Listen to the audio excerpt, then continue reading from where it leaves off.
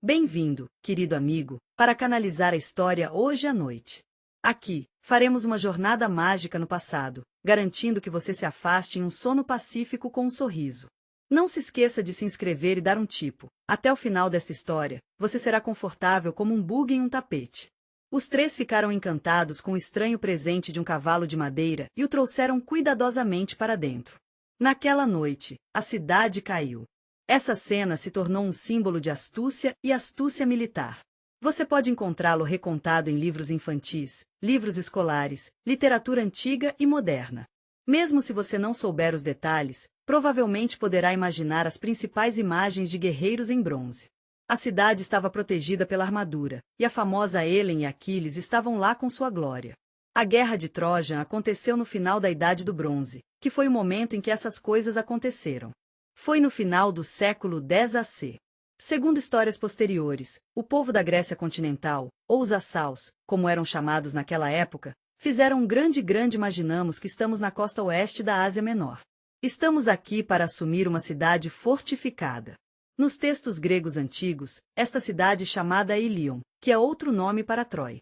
Troia é um nome usado muito na poesia helênica e nos épicos criados usando a tradição oral. A cidade estava localizada na parte noroeste da Rússia.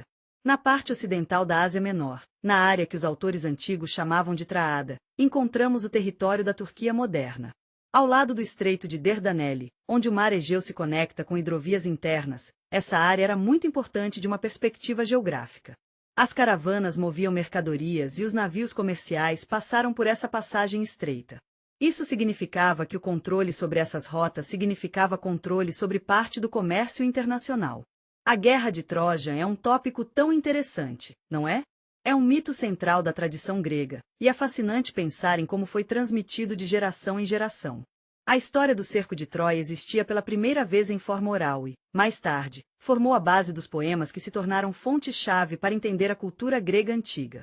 Essa tradição influenciou não apenas a arte, mas também a maneira de pensar sobre o passado, onde o mito e a memória estavam intimamente entrelaçados.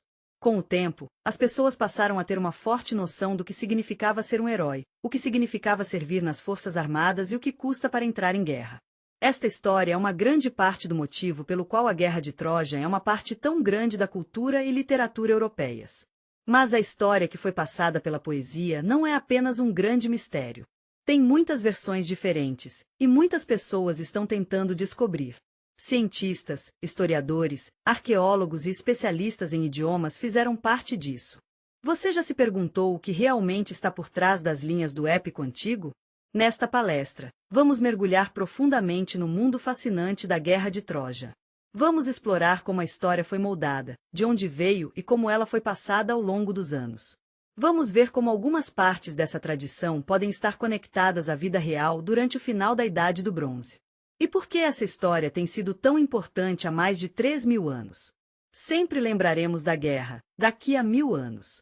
A Guerra de Troja é um tópico tão fascinante, não é? É incrível pensar em todas as diferentes maneiras pelas quais foi transmitido ao longo dos anos. Da tradição oral à poesia épica e obras literárias, é como uma rica tapeçaria de cultura que foi tecida ao longo dos séculos. E no centro de tudo isso está a Ilíada, um poema atribuído a Homer. É realmente notável como esse poema moldou nossa compreensão da guerra e de seus participantes. O poema não cobre toda a guerra, apenas seu episódio final. É cerca de um curto período no último ano do cerco, quando o desacordo entre Aquiles e Agamenon está no coração das coisas, a morte de Patroclo, o duelo com Héctor e o retorno do corpo do herói assassinado. Apesar de seu escopo limitado, o texto contém uma poderosa construção cultural através do comportamento representado. Não sabemos muito sobre os personagens, os costumes, armaduras ou discursos. O poema não acabou de surgir da mente de uma pessoa. É um produto de uma tradição oral de séculos. Os eventos que formam sua base datam de volta ao final do século XI AC, mas a Ilíada foi escrita no século VI AC, que foi cerca de 100 anos após os eventos que descreve. Durante esse período, as pessoas mantiveram a história viva cantando.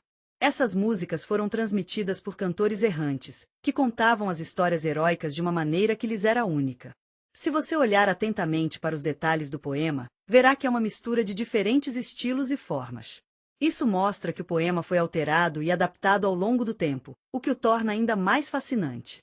Desde o final da Idade do Bronze até o período arcaico, arqueólogos e historiadores encontraram detalhes no texto que apontam para diferentes grupos culturais. As descrições dos capacetes, do sistema militar e do presente aos deuses geralmente sugerem tradições posteriores.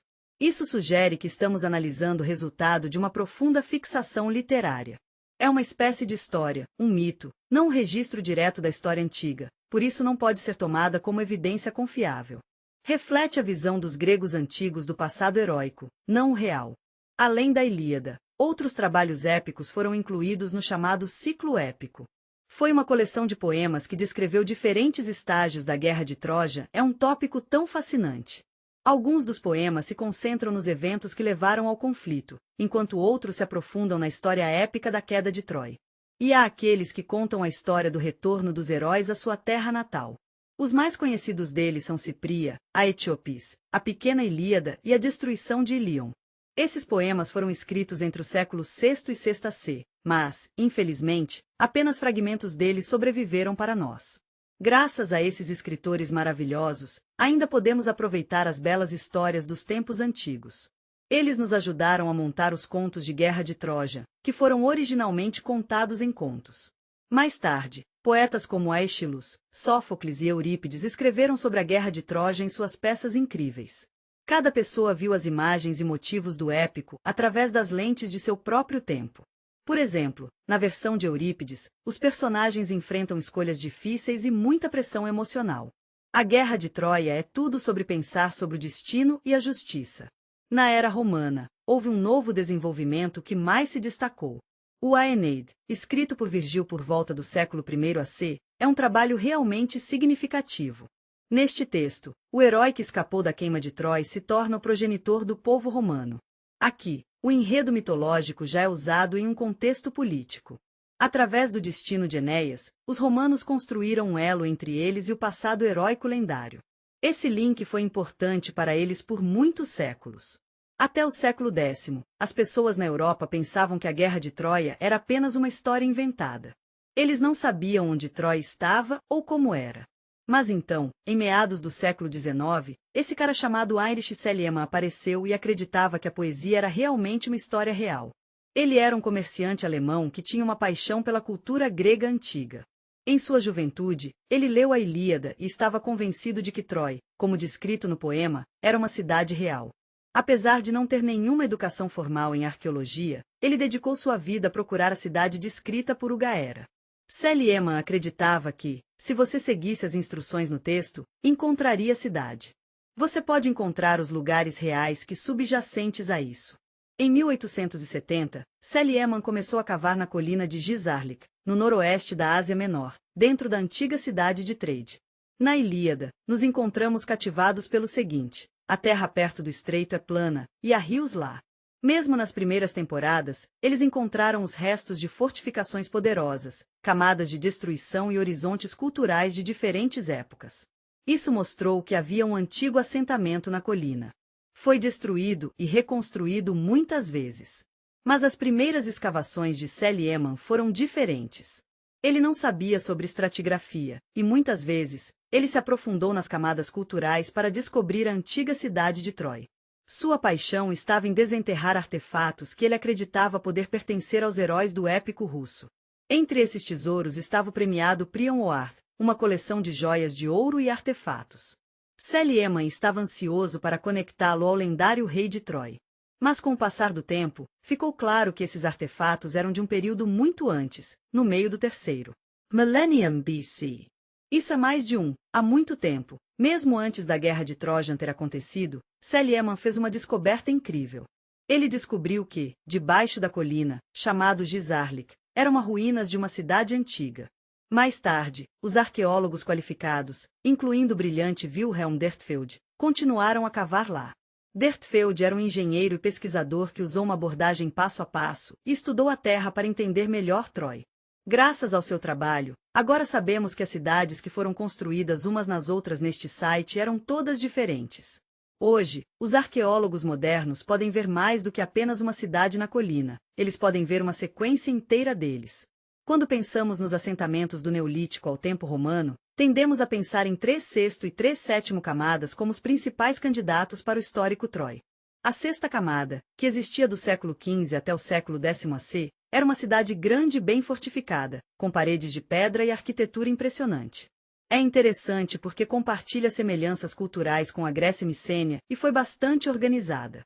Mas, infelizmente, aparentemente desapareceu devido a um terremoto. A próxima camada data do período do 10º até o final do século X AC.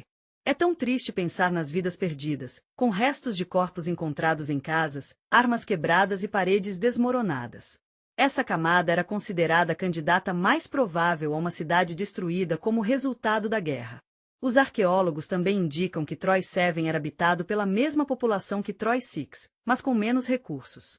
A arquitetura da cidade era simples e estava em um estado de enfraquecimento ou estresse. É difícil encontrar uma combinação completa com a descrição poética, mas ainda vale a pena explorar. Não há vestígios de um cavalo de madeira, nem nomes específicos de reis nas inscrições e nenhuma conexão óbvia com os assaus. A arqueologia ainda não revelou Troy, mas é um lugar que todos estamos empolgados em descobrir. Troy era uma cidade na fronteira entre os mares do Mar Egeu e da Anatólia, e é um lugar com uma rica história e cultura. É importante observar que a região estava um pouco ocupada no final da Idade do Bronze. Evidências arqueológicas mostram que houve grandes mudanças politicamente, militarmente e economicamente. Na tradição poética, o início da Guerra de Troja está associado a um mito antigo envolvendo não apenas os heróis, mas também os deuses.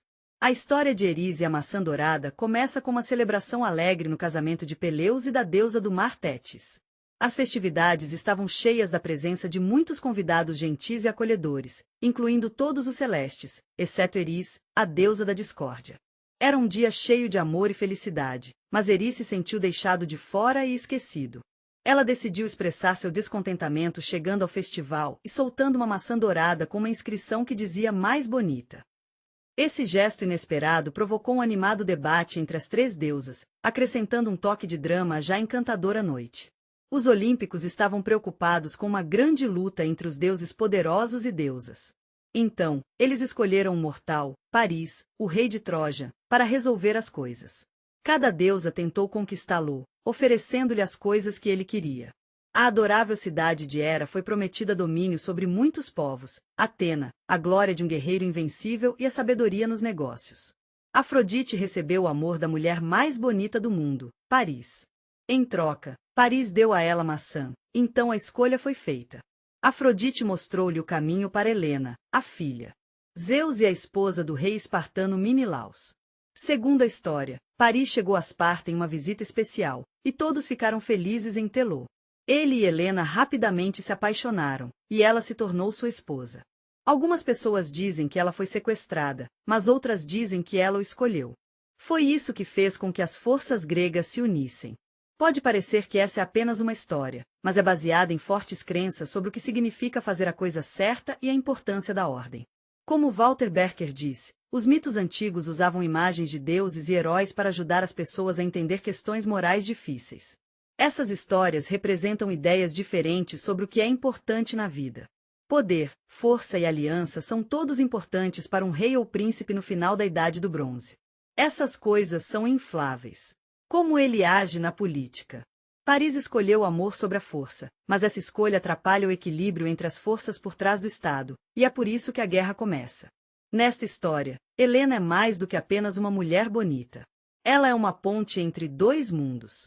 Quando ela se casou, não era apenas uma união pessoal, também era um sinal de verdadeira lealdade. Esta aliança foi um grande negócio. Isso significava que a ordem política no épico estava sendo desafiada. Trata-se de se vingar de honra, mas quando você olha para o mito, pode ver que também se trata de garantir que a violação do tratado não seja ignorada. No cânon poético, a preparação para a campanha inclui o chamado do maior rei da Grécia, Agamenon. Ele é o irmão de Menelau e o governante de Micenas, e ele desempenha um papel central. Ele se torna um líder militar, Odisseu. O governante de Ítaca também está se juntando ao exército, juntamente com outras figuras famosas como Aquiles, Ajax e Nestor. Todos estão se unindo como aliados, não apenas amigos de Minilaus, mas unidos em uma causa importante para toda a Grécia. Isso mostra o tamanho do conflito e como está conectando as pessoas em uma ação compartilhada. E se você quiser saber por que Troia é uma parte tão central da narrativa poética, você definitivamente vai querer dar uma olhada. Vamos dar uma olhada no mapa político do Mediterrâneo Oriental no século X AC. Era um mundo onde as relações internacionais complexas operavam. A Grécia micene estava localizada no oeste, e uma rede de estados do Palácio unidos por uma cultura comum, aí os lineares, como são comumente chamados em bolsas de estudos modernas, fortalezas de pedra construídas.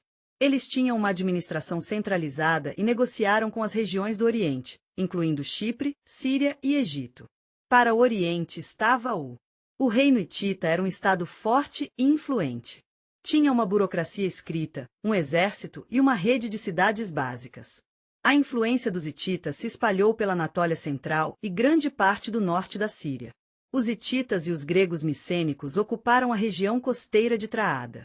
Lá, os arqueólogos descobriram os restos mortais de uma cidade fortificada. Esta cidade foi identificada como Troia Antiga.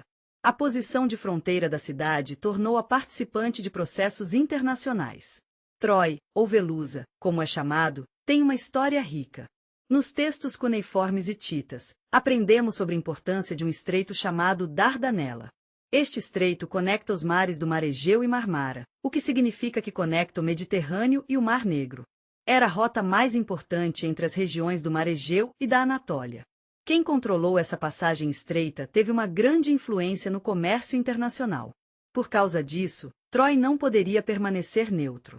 Suas lealdades, tratados, alianças militares e até laços dinásticos internos se tornaram. Troy sempre foi uma cidade fascinante, e não é surpresa que tenha chamado a atenção do mundo. Olhando para as evidências arqueológicas do século X AC, fica claro que Troy era uma cidade vibrante e bem protegida. As paredes eram feitas de grandes blocos, e a cidade tinha um sofisticado sistema de água, edifícios agrícolas e utensílios domésticos cotidianos. Embora compartilhasse algumas semelhanças com a cultura micênica, a cultura material de Troia era única. A arquitetura, a cerâmica e as práticas de enterro foram todas diferentes, o que nos diz que Troia era um lugar único e vibrante. É interessante como o mesmo nome foi usado em dois grupos culturais diferentes, os anatólios e os micênios. Os anatólios estavam em contato próximo com o mundo do Mar Egeu. De acordo com Etz, há algumas evidências de que os micenanos e os anatólios estavam conectados. Em algumas das cartas da capital, Atusa, há uma menção a Iava, que pode ser um sinal de uma possível união dos reinos gregos. As cartas também falam sobre desacordos, acordos de casamento, intervenções militares e tentativas de mediação. De tudo isso, parece que houve algum tipo de conflito entre os poderes grego e Anatólia já fizeram uma jornada real, não na forma descrita no poema, mas envolvendo os mesmos territórios e os mesmos partidos. Embora a arqueologia não forneça evidências diretas de um conflito em larga escala entre os acaianos e Troy, a imagem geral do fim do X-Century BC mostra uma tensão crescente. Agora que o fundamento político da Guerra de Troja, como retratado na tradição épica da lenda de Troia é um lugar tão rico em história e cultura, arde imaginar a vida sem os nomes que se tornaram uma grande parte da memória cultural grega antiga. Um desses nomes é Aquiles, uma figura tão importante que as ideias de heroísmo, honra e glória foram formadas ao seu redor. Sua imagem é tão forte que vai muito além do caráter usual do mito. Segundo a lenda, Aquiles era o filho da deusa do mar Tétis e o rei Peleus, governante de Ftia, no norte da Grécia. Os achados arqueológicos confirmam que havia assentamentos fortificados nesses, inclusive na área de força-luz modernos do século XIII. Eles produziram armas de bronze e mantiveram vínculos com os centros micênicos. Portanto, é possível que as lendas sobre a influência do antigo Império Grego nessa região sejam verdadeiras. Aquiles foi criado pelo centaur Chiron de uma maneira que combina a selvageria da natureza com sabedoria e conhecimento. No mito, esse motivo revela a antiga ideia da necessidade de equilíbrio entre a cultura militar e o poder militar. Cultura. O centauro era uma criatura muito amorosa. Ele pegou Aquiles sob sua asa e ensinou a ele tudo o que sabia sobre cura, caça, música e combate. Ele também o ensinou sobre poesia. Essa educação transformou Aquiles em um herói com qualidades quase sobre-humanas. Um dos mitos mais famosos associados a Aquiles foi a lenda de sua invulnerabilidade. Segundo fontes posteriores, Tétis, querendo proteger seu filho da morte, mergulhou o bebê nas águas do rio Styx. Seu corpo ficou invulnerável, exceto o calcanhar, o lugar onde sua mãe o segurava.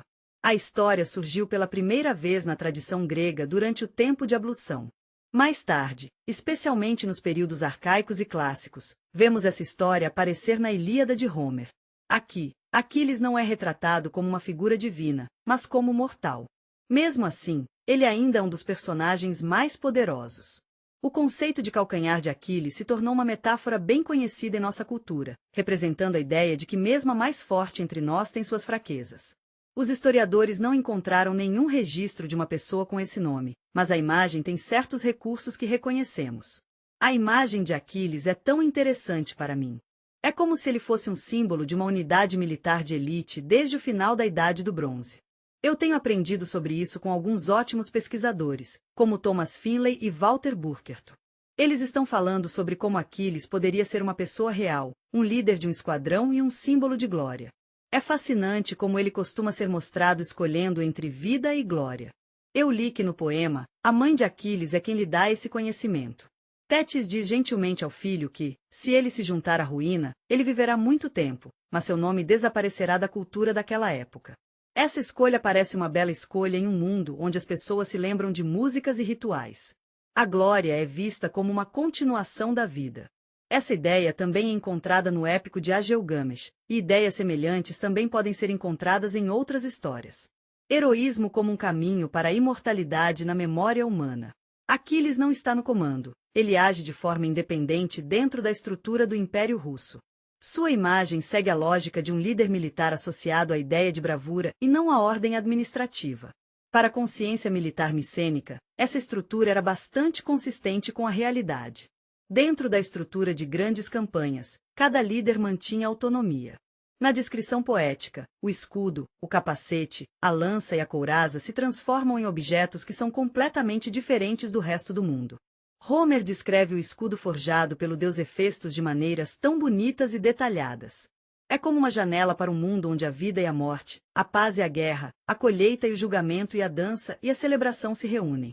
Esta imagem é como um instantâneo do mundo, visto pelos olhos de um herói, como os amados Aquiles. É uma representação verdadeiramente cativante que fala do espírito humano. A campanha contra Troy, Agamemnon e Menilaus foi influenciada por vários fatores.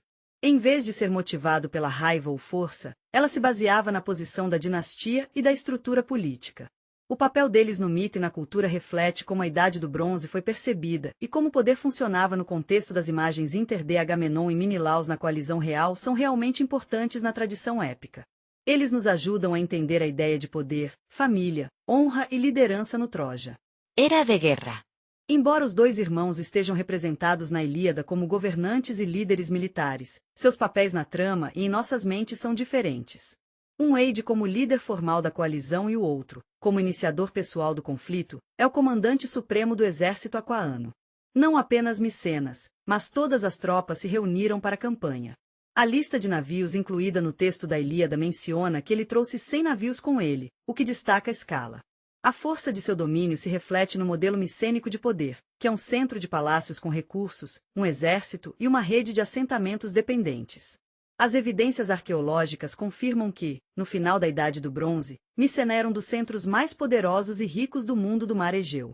Era um palácio em uma colina cercada por a ideia de paredes ciclóidas, armazéns com reservas de grãos e túmulos com armas e armaduras preciosas é realmente interessante. É tão consistente com as realidades históricas do mundo micênico.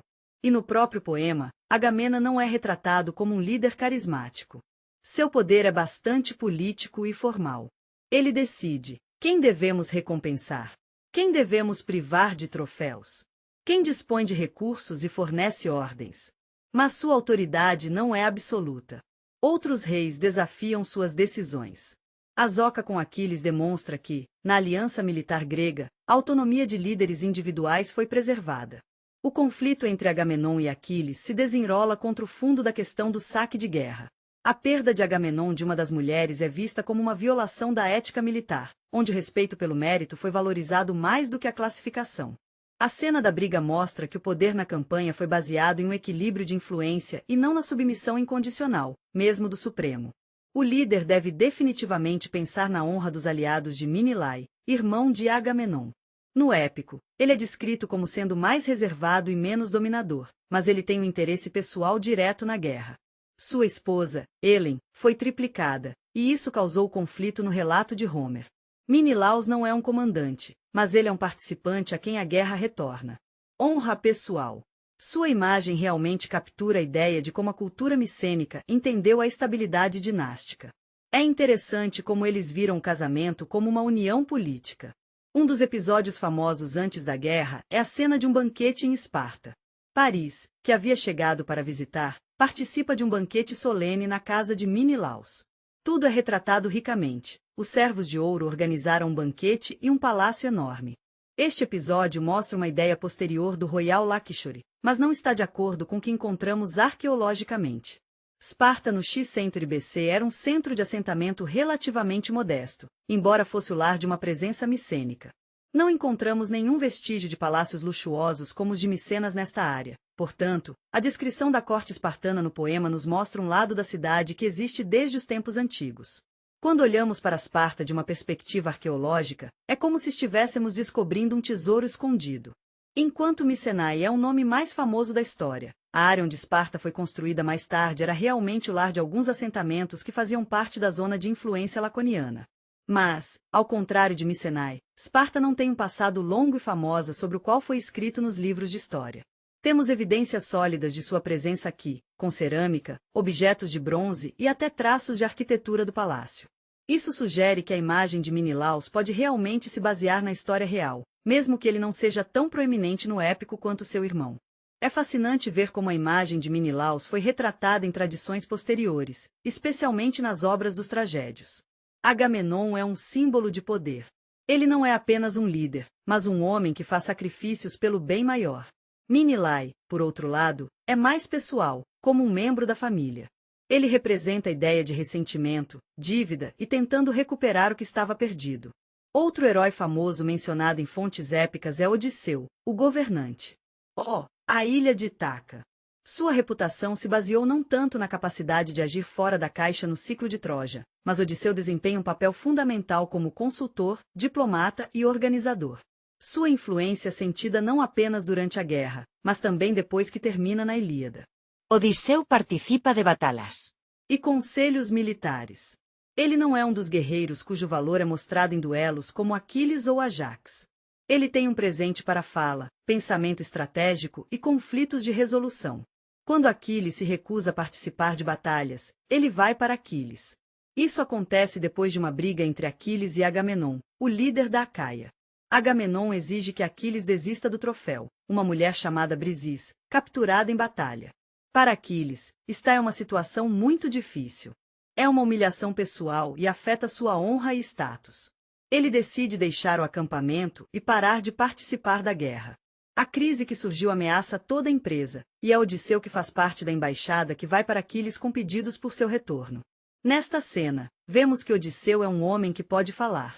Ele era tão persuasivo, mesmo para aqueles que foram vencidos de raiva e insultados. A ilha de Ítaca, que ele governou, estava localizada na borda oeste do mundo do Mar Egeu. No final da Idade do Bronze, era uma área remota, mas desabitada, que fazia parte da esfera de influência micênicas. Escavações em Stavros, localizadas em Ítaca, encontraram cerâmica micênica, que realmente fala da história da área. Encontramos vestígios de assentamentos do X-Century AC. Embora não encontrássemos nenhum complexo do palácio, encontramos evidências de um centro de poder, mesmo que fosse modesto. Isso sugere que a imagem de Odisseu como um governante pequeno, mas independente, pode ter uma base na vida real. Sua imagem é única porque ele costuma ser comparado a outros líderes que têm mais recursos, mas ele é considerado inferior. Agamenon e Aquiles são incríveis à sua maneira. Os bens de Agamenon são impressionantes e a força de Aquiles é incomparável. Mas é Aquiles quem interrompe quando o poder ou autoridade não é suficiente. O engano trata de ver mais, agir com flexibilidade e alcançar metas em situações difíceis. No épico, Odisseu é quem inicia as decisões e participa. Quando ele estava planejando operações com o cavalo de Troja, missões de reconhecimento e desenvolvendo uma estratégia de cerco geral nos poemas épicos do ciclo, ele foi quem insistiu em continuar a guerra quando outros estavam inclinados a recuar. Sua voz tinha peso não por causa de uma posição formal, mas por causa de sua autoridade intelectual no A Ilíada Minor e outros poemas da série nos contam a história de como Odisseu teve a brilhante ideia de usar um cavalo de madeira como ardil. Segundo outras versões, ele falsificou inteligentemente o retiro dos assaus, deixando o cavalo nos portões da cidade. Mais tarde, quando os gregos levaram Troy, Odisseu estava entre os que agiram decisivamente e sem hesitar. Ele participou A queima da cidade e a tomada de estátuas dos deuses e relíquias pelos trojans restantes são algumas das cenas mais poderosas da Ilíada. Eles realmente levam para casa a imagem do homem. Após a destruição de Troy, Odisseu se torna o caráter principal de um poema separado, a Odisseia, na qual ele é capaz de concluir o plano, por mais difícil que seja. Esta parte da tradição épica já o descreve, e é tão inspirador ver sua força e resiliência.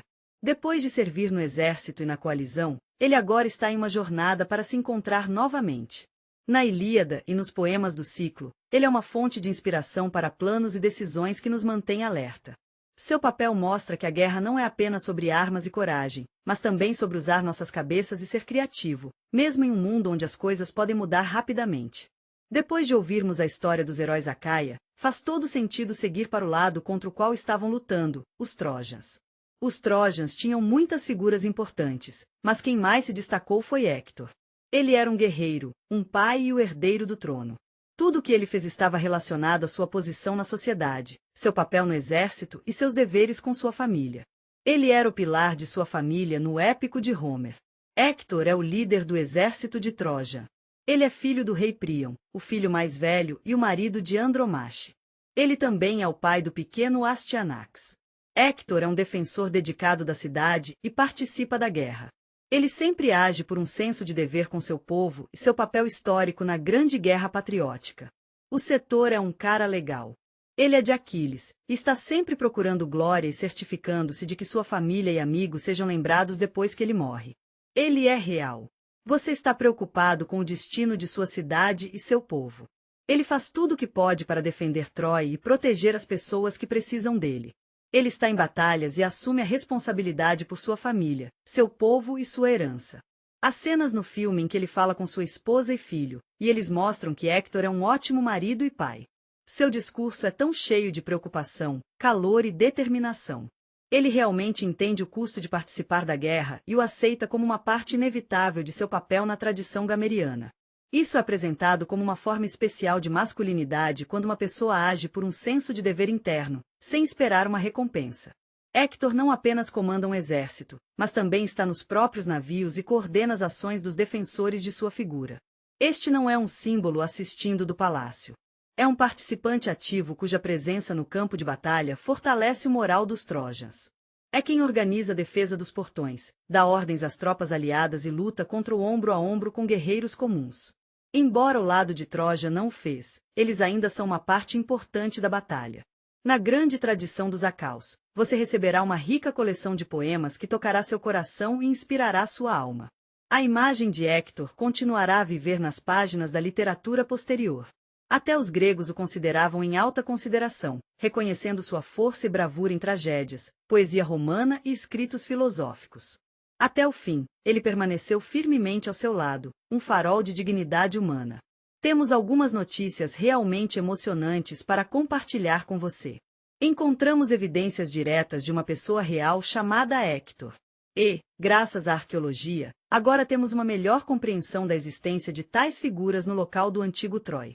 Nas camadas das paredes do final do século X AC, foram encontradas paredes, torres, traços de destruição e fragmentos de armas. Esses dados indicam que a cidade pode ter existido sob um nome diferente no épico. No épico, Héctor é retratado como um líder que realiza não apenas os deveres militares, mas também os morais. Na tradição épica, é a união de Paris e Helena que causa a guerra na qual dezenas são desenhadas. Mas por trás da imagem de uma mulher bonita e de seus companheiros de Troja estão ocultos, não apenas sentimentos pessoais, mas também significados culturais e políticos profundos característicos da Idade do Bronze. Paris é um príncipe de Trojan que cresceu do lado de fora de sua corte natal e depois voltou a Troy. Ele é um caráter charmoso, bonito e não militar em um mundo heróico, onde batalhas e glórias são a norma. O papel de Paris vai além dos limites usuais. Ele pertence à família real. Helena é filha de Leda e, de acordo com a lenda de Zeus, sua beleza fez dela objeto das reivindicações de Kings desde tenra idade. Seu casamento com Minilaus fortaleceu a aliança entre a casa espartana e outras dinastias acaia na cultura política da época. Essas alianças eram absolutamente essenciais. Através de laços familiares, foram criados acordos, zonas de influência foram criadas e alianças estáveis foram formadas. Quando Helen foi triplicada, a velha ordem entre os reinos gregos foi revertida. Sua partida foi percebida não como um ato romântico, mas como um desafio geopolítico. Junto com ela, o fio de conexão entre o sul de Acaiano e a costa leste do Mar Egeu desapareceu. Nesse contexto, a guerra começou a restaurar a estabilidade dinástica e diplomática. Os autores antigos perceberam que Helen na Ilíada é uma bela representação de uma figura reflexiva que se sente culpada. Eurípides a mostra como uma mulher trágica experimentando uma fenda interna.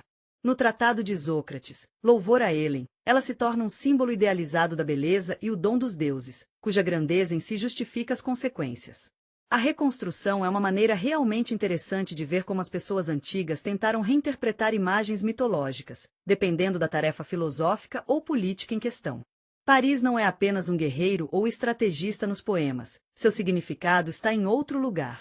Ele se torna um gatilho de eventos, e sua escolha é percebida como um ato que muda o cenário político da região. A imagem de Paris mostra que, nos tempos antigos, um ato na esfera particular poderia ter consequências públicas em larga escala e finalmente vir à tona. Conheceremos o governante sob quem Troia entrou na fase decisiva de sua existência. Nos poemas, Príamo é uma figura central por causa de sua maturidade, experiência e posição estável na sociedade de Troja. Seu poder é baseado na autoridade, na capacidade de falar, consultar e governar. Durante a guerra, ele está ativamente envolvido nos assuntos da cidade. Ele recebe visitantes, tem discussões sobre ações com Héctor e mantém o controle sobre processos internos. Seu pátio é onde são tomadas decisões políticas importantes e onde a estabilidade de Troja está em exibição.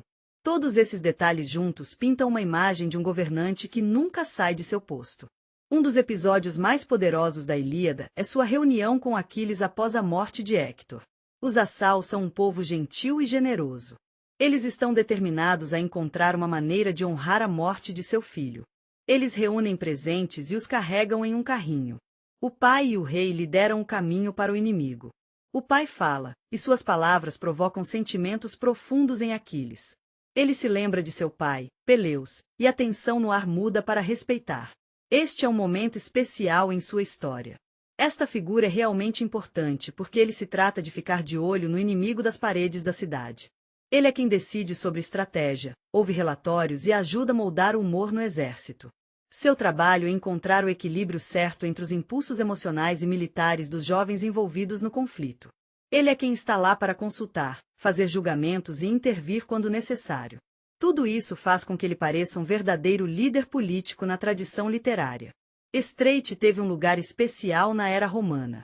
As pessoas o viam como o último rei de uma civilização que lutou até o fim, e ele era o portador de uma ordem moribunda. Você pode ver a figura dele nas tragédias. E os épicos realmente levam para casa essa ideia de que ele é um herói do mundo.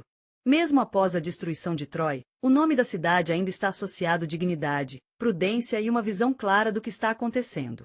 De acordo com a tradição épica, antes da campanha contra o Troia, os governantes acadêmicos se reúnem no rito Navlida, e tornou-se um dos episódios mais famosos e trágicos dos sacrifícios da preparação antes da guerra.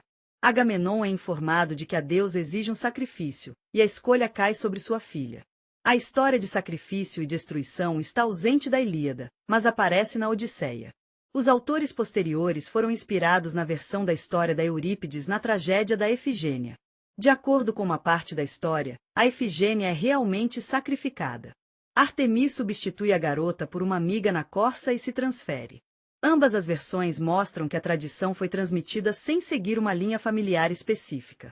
Esta é uma história sobre um ritual e uma interpretação do conflito entre dever religioso e decisão política.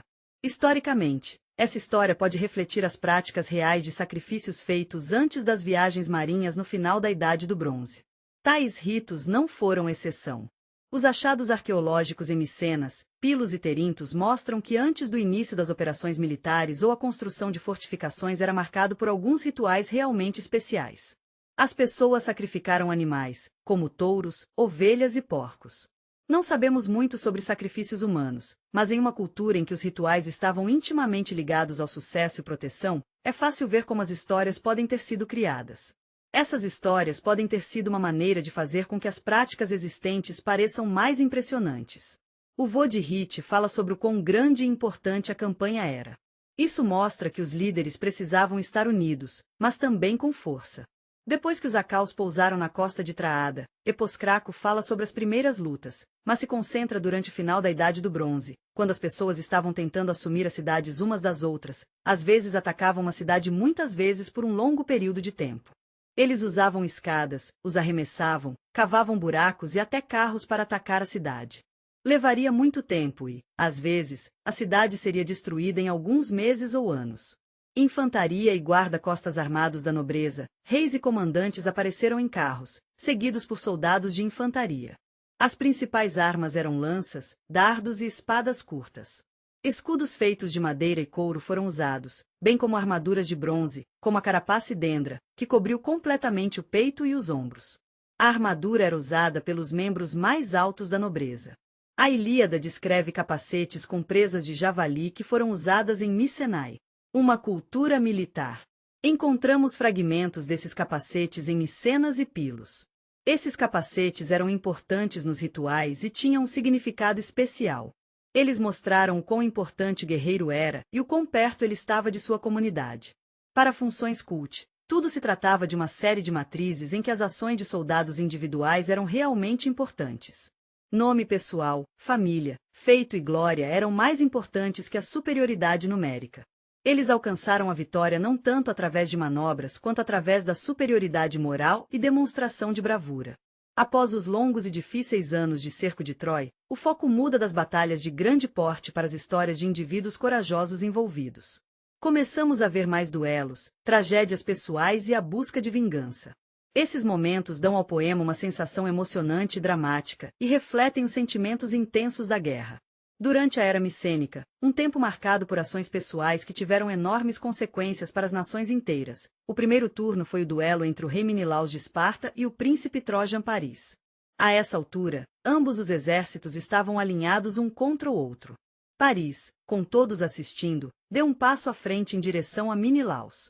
Paris está se preparando para uma partida amigável com Héctor, mas agora, Héctor está se sentindo um pouco decepcionado. Ele está pedindo a Paris que lhe mostre sua verdadeira força e prove que ele está pronto para defender o que acredita. Então, Paris sugere que eles tenham um duelo amigável para resolver as coisas. Quem ganha ganha a mão de Helena em casamento. Felizmente, a proposta é aceita por ambos os lados e a batalha é adiada. Os padres realizam um belo ritual, e 2 cordeiros são abatidos em uma cerimônia sagrada. Os votos são feitos diante dos deuses, e o exército se retira, abrindo caminho para os heróis. Paris coloca sua armadura, pega um arco e uma espada, e ele primeiro atira em uma flecha, mas ela salta do escudo de Minilai.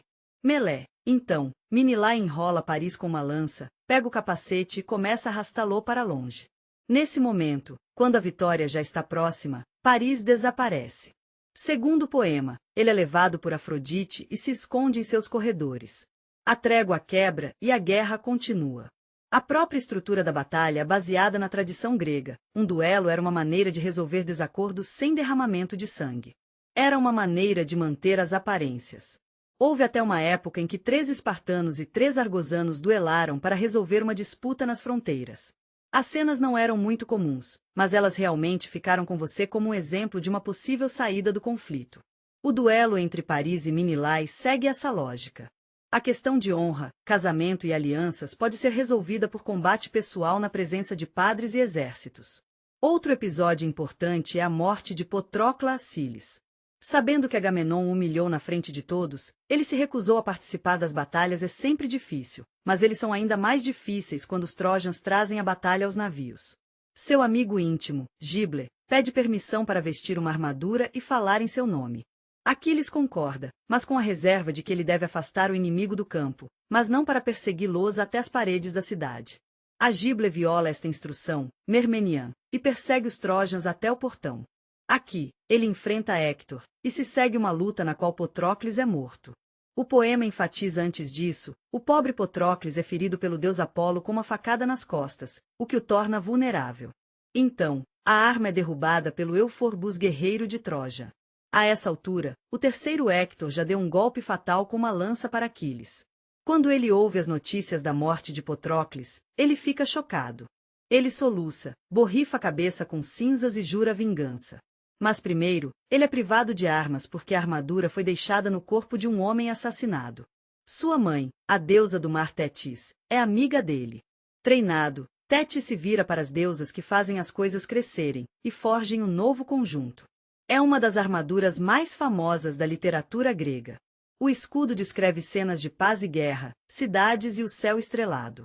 Através dessas cenas, o épico mostra que a vingança de Aquiles não será apenas um ato de batalha, mas um evento que afeta toda a ordem das coisas. Depois disso, Aquiles entra no campo de batalha. Ele se torna imparável. A fuga de Trojans joga uma lança sem perder a marca no coração dessa mãe. Quando a Ilíada apresenta o episódio com o rio Scamander, um riacho transbordando de cadáveres começa a resistir à ação de Aquiles.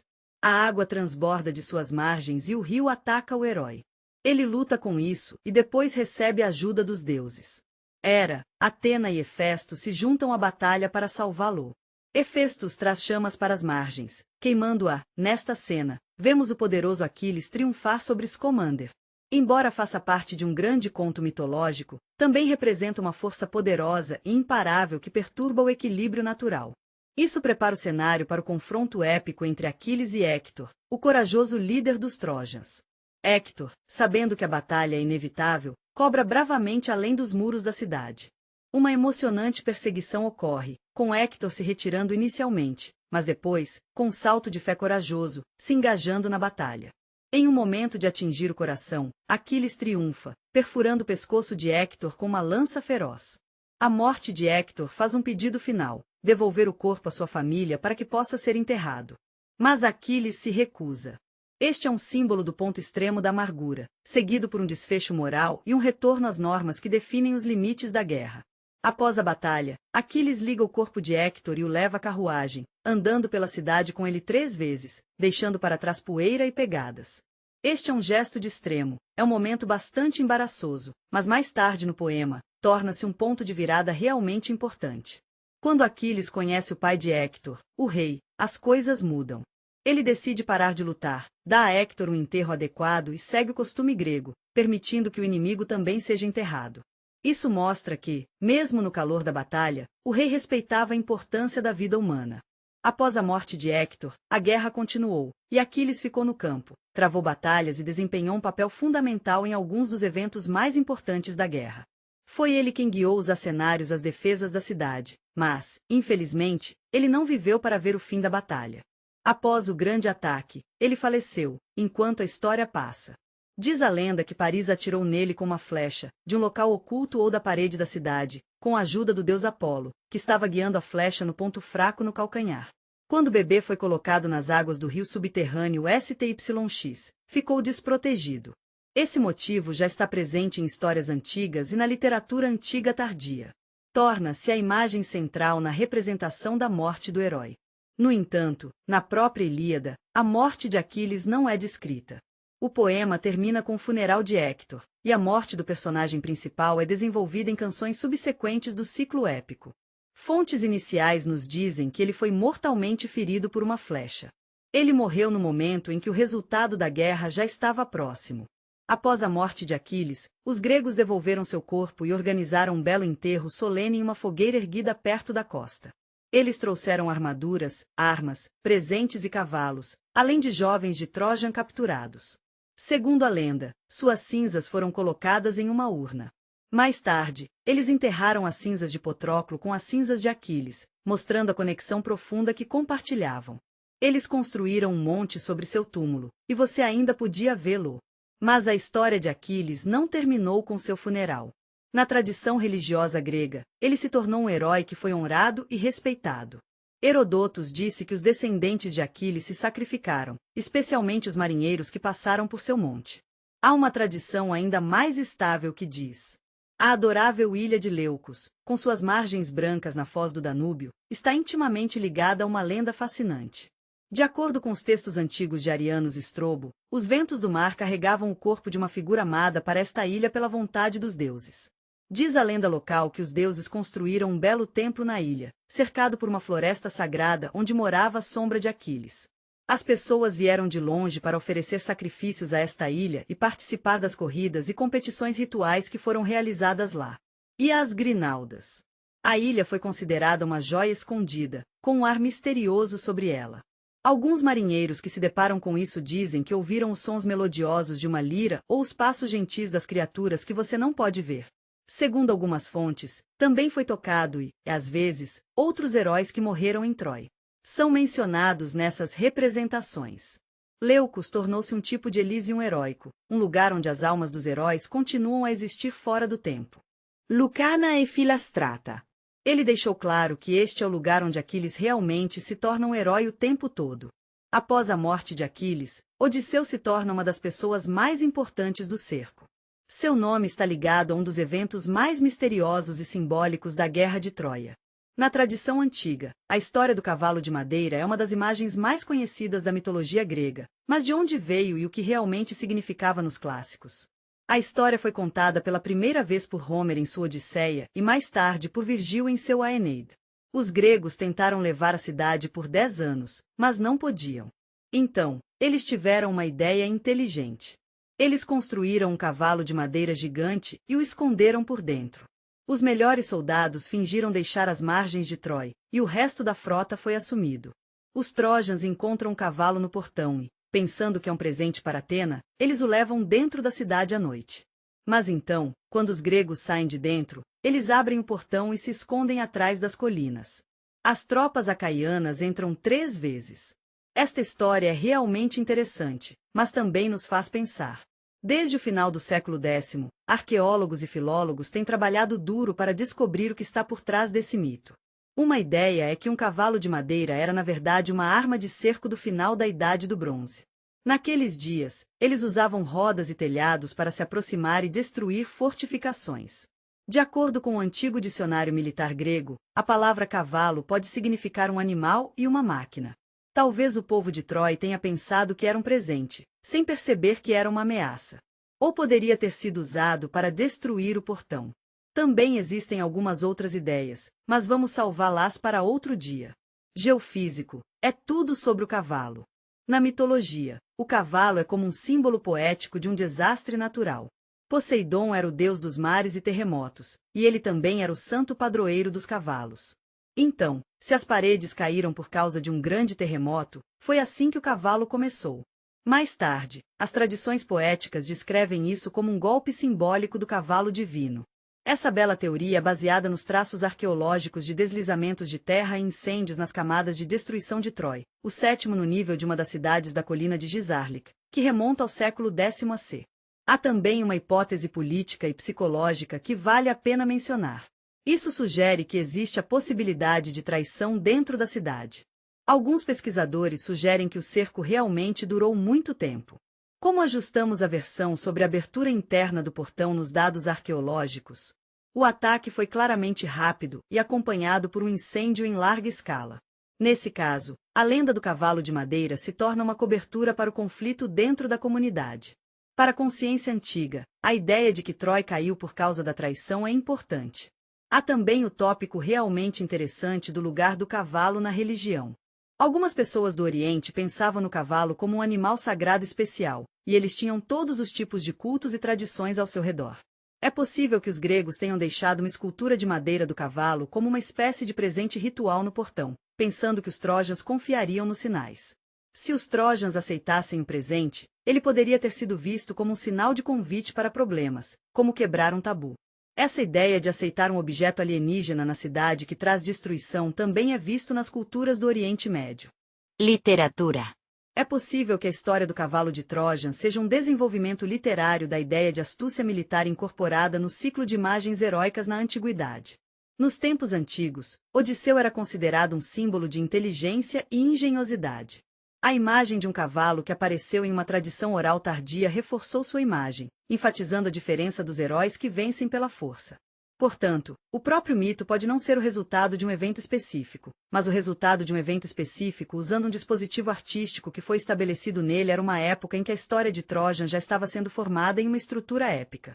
A verdade histórica por trás desse episódio permanece não comprovada, mas o fato de a cidade ter sido destruída de repente e foi acompanhada pelo fogo nos faz pensar que provavelmente houve um ataque inesperado.